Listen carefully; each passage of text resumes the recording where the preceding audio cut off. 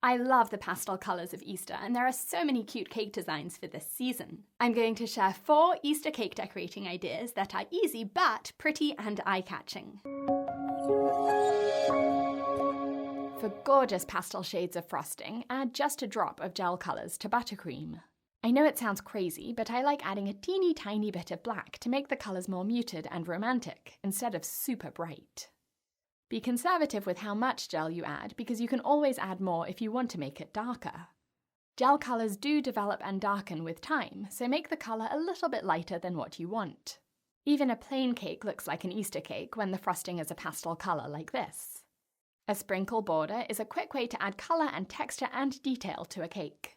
Optionally, you can wrap your cake in parchment, and that will give you a neat straight band of sprinkles around the cake.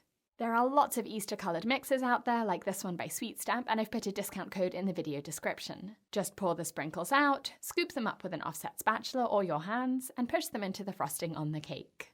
To make a cute bunny stencil, draw an outline onto a piece of parchment paper and cut it out. I like to cut the parchment long enough so that I can completely wrap it around the cake, and I'll show you why in a second. Line the stencil up so that the bunny is wherever you want it to go, and then spread buttercream over it to cover up the cake that's exposed within the stencil. If the parchment wraps all the way around the cake, it will hold itself in place, or you can use tape or pins to secure it. But if you cut the parchment shorter, you'll have to press it against the frosting to hold it still, and your fingers will warm up the frosting on the cake and leave imprints on it. Scrape off the excess frosting and smooth it with a cake comb, and if it isn't flat, spread more frosting over any uneven areas and then scrape again with your cake comb. Peel the parchment off and voila! I added a sprinkle border to the bottom, and now to jazz this bunny up a bit, I'm going to pipe on some flowers to make a sort of headband. And I'm using a 2D star tip and a tiny drop flower tip, each in a piping bag with just a few spoonfuls of buttercream. These tips both work by squeezing out the buttercream and then twisting the tip to pipe all of the petals at once. It's slightly awkward twisting along the side of a cake, but I love the way these flowers look. Simple and quick, but so pretty. Now let's make a chocolate Easter egg nest. Use any star tip, but choose one that fits the size of your cake. This 1M tip is too big for my little 4-inch cake, so I'm switching to a number 199 open star tip instead.